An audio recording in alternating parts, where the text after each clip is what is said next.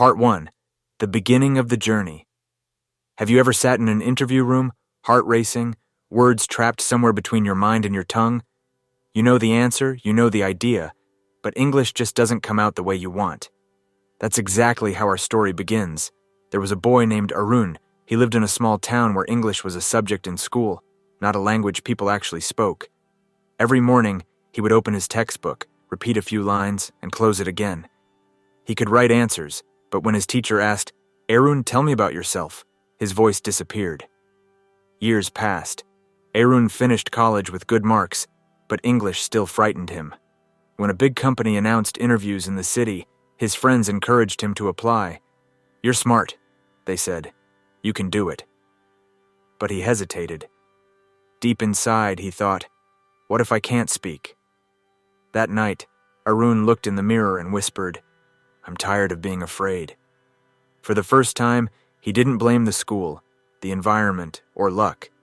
He realized that fluency was not magic, it was a muscle, and he could train it. The next morning, he made a plan. No grammar books this time. He would learn through conversation. He downloaded short English stories, podcasts, and dialogues. He listened while walking, eating, or traveling. Every time he heard a new phrase, he paused and repeated it aloud. At first, it felt strange. His tongue stumbled, his pronunciation cracked, and his family laughed. But he smiled back and said, "You'll see." One day, while listening to an English podcast, he heard a line that stayed in his mind forever. "You don't learn to speak English by studying, you learn by living it." That became his mantra.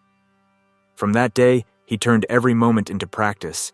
When he bought vegetables, he imagined speaking in English. When he rode the bus, he described everything he saw in English in his thoughts. "That man is reading a newspaper. The sun is bright today. I'm feeling confident." He was building his fluency quietly, one thought at a time. 2 weeks later, he joined a small English conversation group online. The first day, his voice trembled. "Hi, my name is Arun," he said softly. "I'm here to improve my English." The mentor smiled and replied, "Welcome, Arun. Remember, mistakes are proof that you're learning." Those words felt like light in a dark room. Day by day, his fear began to fade. He stopped worrying about grammar and started focusing on connection. When he forgot a word, he replaced it with another. When he made a mistake, he laughed and continued. The more he spoke, the freer he felt. After a month, he noticed something new. When people asked questions, his mind didn't freeze anymore. Words started to come naturally. He realized that fluency was not about speaking perfect English. It was about speaking without fear. One evening, he watched the sunset and whispered, "Maybe I can do this." It was the first time he truly believed it. Then came the interview call. The company had selected him for the final round. Excitement mixed with fear once again. He knew this was the real test, not of grammar, but of courage. The night before the interview, he prepared differently. Instead of memorizing answers, he stood in front of the mirror and practiced speaking with confidence. He asked himself questions aloud. "Why should we hire you?" And answered with a smile. He didn't aim to sound perfect, he aimed to sound real. When morning came, he wore his best shirt, looked at himself and said, "I've already won, because today, I will speak." The interview room was cold, and 3 people sat across the table. The manager asked, "Tell us about yourself." Arun took a deep breath. The old fear tried to return, but he pushed it aside. He began, "My name is Arun, and I believe learning never stops.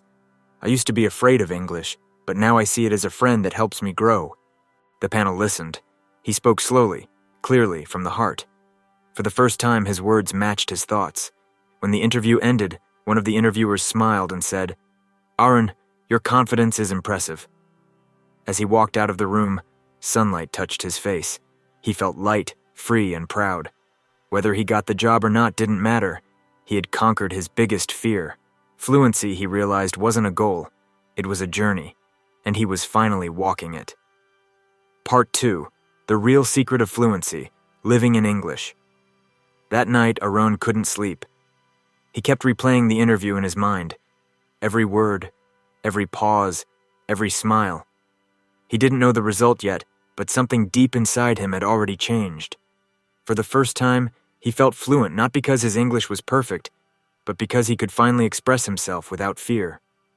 He sat by the window, watching the city lights fade into silence. He thought about how many people were just like him, people who understood English but couldn't speak it freely. He whispered, "Fluency is not about knowing every word. It's about trusting the ones you already know." That thought became his next mission. The next morning he decided to continue his journey, whether he got the job or not. He wanted to become truly fluent, not just in words but in thinking, feeling, and living in English. He started his day with a simple ritual. Every morning as he made tea, he would talk to himself in English. "Good morning, Arun. Today will be a great day. Let's focus, let's learn, let's grow." It might have sounded silly to others, but to him, it was powerful. It trained his mind to think in English automatically. Then he took another step. He changed the language on his phone, YouTube, and apps to English. Suddenly, every notification, every song lyric, and every video title became part of his learning world. He didn't just study English anymore, he lived it. One day, while scrolling through a motivational video, he heard something that struck him. When you surround yourself with a language, your brain stops translating. It starts feeling. He paused the video, smiled, and wrote those words down in his notebook. He began to create an English environment around him. He followed English podcasts, joined speaking communities, and watched movies with subtitles. He didn't just listen. He mimicked the tone, the rhythm, the pauses. When he heard someone say, "That's incredible," he repeated it the same way, copying the emotion, not just the words. Every night before sleeping, he reflected on his day. He would write 3 sentences in English about what he learned. "I spoke confidently today. I learned a new phrase. Take it easy. I felt proud when I didn't give up."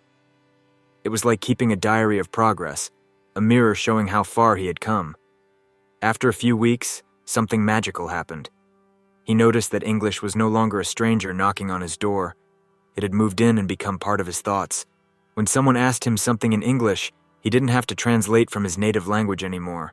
The answers came naturally. One evening, his mentor from the conversation group called him and said, "Arun, we're hosting a live session tomorrow on the topic, How I Overcame My Fear of English. Would you like to share your story?" Arun froze for a second. Speak in front of others? Live? His heart raced, but he remembered what he had promised himself the day before the interview. Never let fear lead again. So he smiled and said, "Yes, I'll do it." That night, he didn't rehearse fancy sentences. He just practiced breathing and reminding himself, speak from your heart, not from your textbook. The next evening, the live session started. There were more than 50 people watching from different countries. The host introduced him. "Today we have Arun, who will share how he built confidence in speaking English." He took a deep breath and began, "I used to be afraid of every English word, but I realized something important. Fear doesn't disappear when you avoid it. It disappears when you face it every day." The chat section flooded with supportive comments. "So true.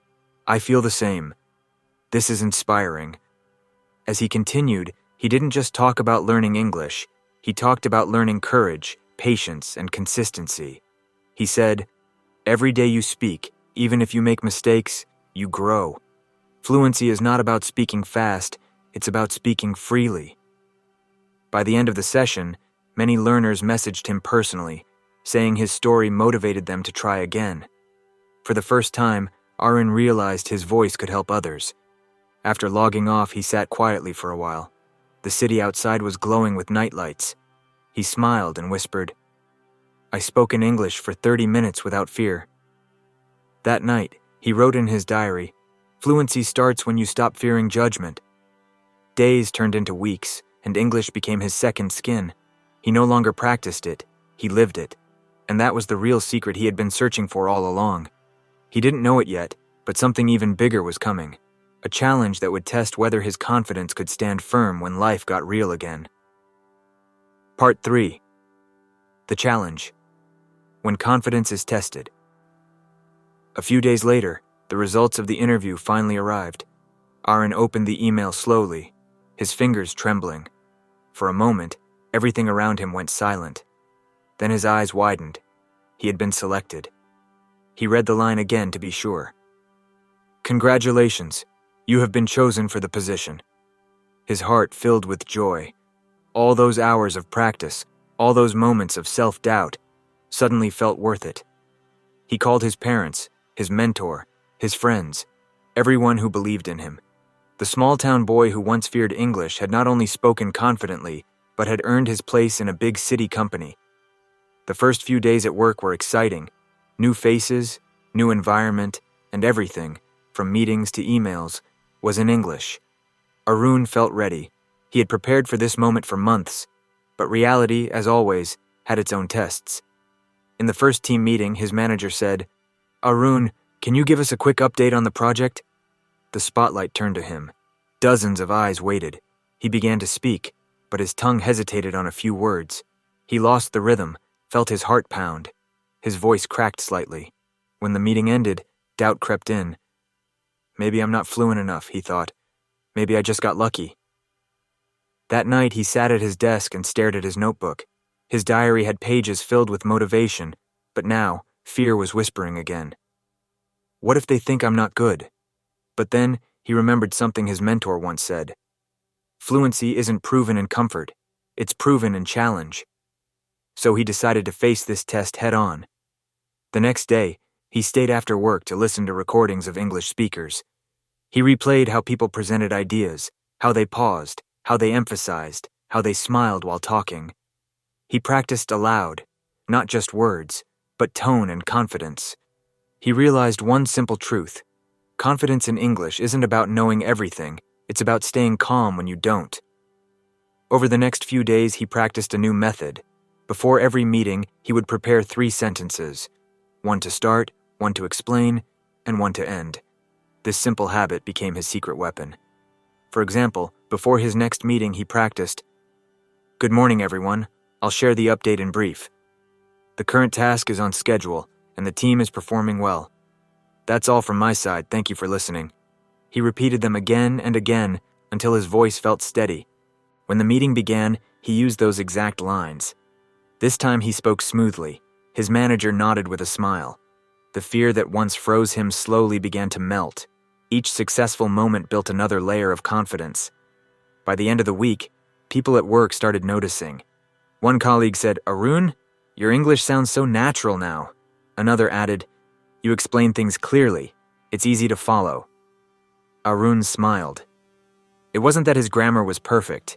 It was that his belief was unshakable. One evening, as he walked home, he thought deeply about what had changed. "The more you face fear, the smaller it becomes," he whispered. He realized that his journey wasn't really about English. It was about discovering courage through language. That night, something unexpected happened. His manager sent him a message. "Arun, next week we're hosting a client presentation. I want you to present the initial design. Think you can handle it?" Arun froze again. A presentation in front of clients? His heart raced. For a few moments, the old anxiety returned. But then he smiled. "Yes, sir. I can do it." The next few days became a whirlwind of preparation. He practiced every line of his presentation, recorded his voice, corrected his pronunciation, and timed his pauses. But more importantly, he prepared his mind.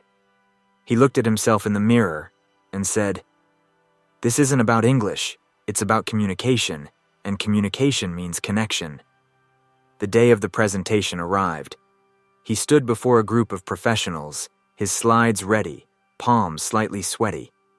He took a deep breath, smiled, and began. "Good afternoon, everyone. My name is Arun, and I'm excited to share our project vision with you." The first minute felt heavy, but as he continued, his nerves settled. He focused on telling the story of the project, how it began, the challenges, the solutions. He used simple English, short sentences, and spoke with clarity.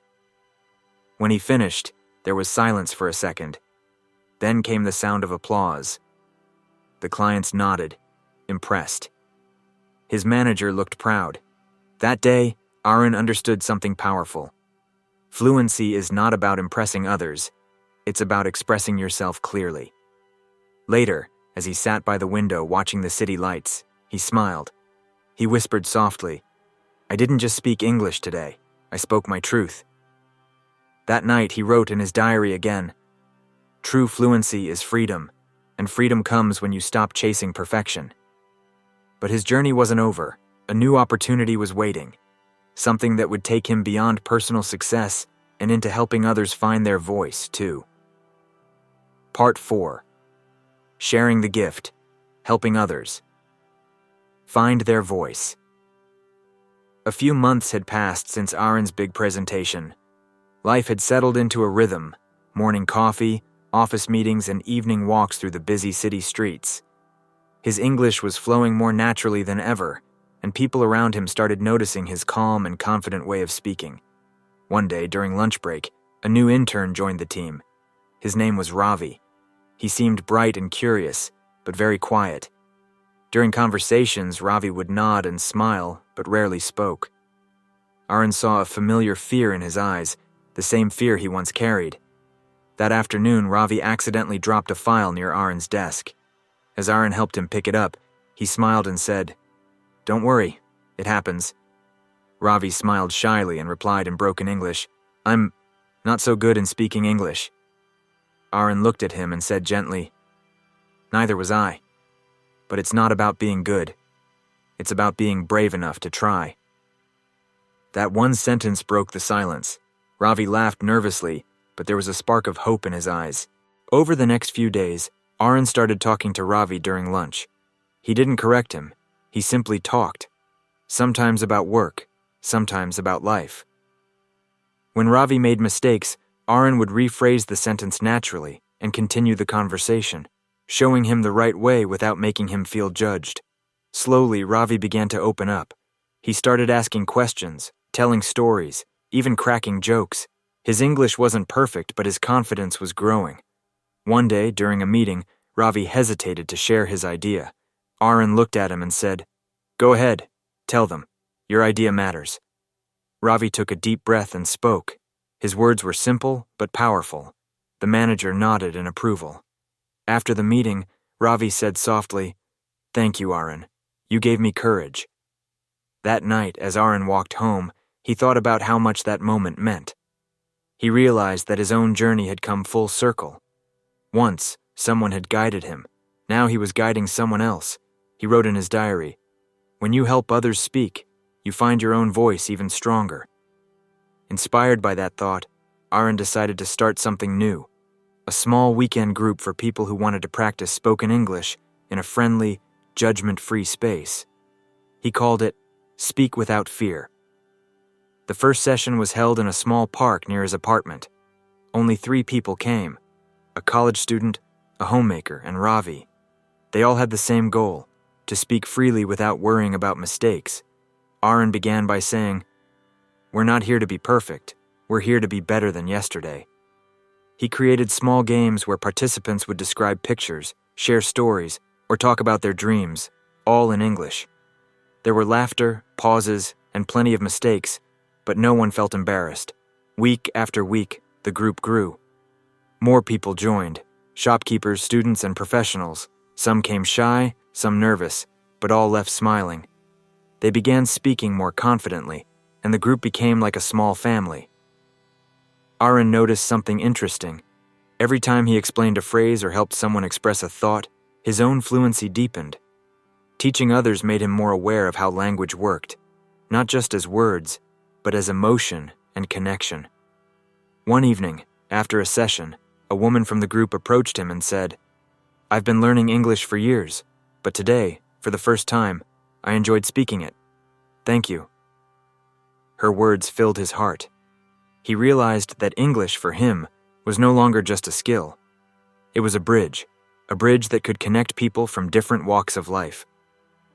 That night, sitting under the faint glow of a streetlight, he thought about the boy he used to be, scared to say a single word in English. Now he was helping others speak with confidence. Life had come a long way. He whispered, "Fluency is a gift that grows when you share it." Over the next few months, his sessions started attracting more attention. A local newspaper even featured an article titled, "Young Engineer Builds Confidence Through English Conversations." Messages started pouring in. People from nearby towns wanted to join. Even online learners asked for virtual sessions. Arun was surprised, but he smiled. It started with fear, he thought, but now it's spreading hope. One night, he looked at the city lights once again and felt a quiet pride. He realized that real fluency isn't about speaking without mistakes. It's about speaking with heart, kindness, and courage. And yet, deep down, he knew his journey wasn't complete. There was one last chapter waiting, a test that would challenge everything he had learned and reveal what fluency truly meant. Part 5. The final test, when words must heal. Months later, one rainy evening, Arun received a call that changed everything. His old mentor, Mr. Sen, the man who had once encouraged him to believe in himself, had been hospitalized after a minor stroke. Arun rushed to the hospital, his heart heavy with worry. When he entered the room, Mr. Sen was awake but weak. His speech was slow, his voice trembling. Arun sat beside him, unsure of what to say. For a moment, silence filled the room. The same kind of silence he once feared during interviews and conversations. Then Arun smiled softly and said, "You always told me words have power, but I never realized how much until now." Mr. Sen smiled faintly. "You learned well," he whispered.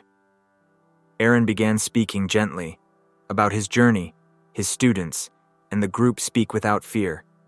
He told him how many people had started believing in themselves because of that simple idea. As he spoke, Mr. Sen's eyes filled with tears, not of pain but pride. "You found your voice," Mr. Sen said slowly. "Now, use it to guide others." Arun held his hand tightly and nodded. "I promise." That night, walking out of the hospital, Arun looked at the sky. The rain had stopped, and the city lights shimmered like tiny stars. He realized that true fluency was never about English alone. It was about expression, connection, and healing through words. He whispered to himself, "Language doesn't make us powerful. How we use it does." Months later, his small speaking group turned into an online platform helping thousands of learners find their confidence. Arun's story spread like ripples in water, reminding people that no accent, no grammar rule, no fear could define them. In one of his sessions, Arun looked into the camera and said, "Fluency is not about perfect words. It's about real stories, real hearts, and real courage. Speak, even if your voice shakes, because your story might be the light someone is waiting for."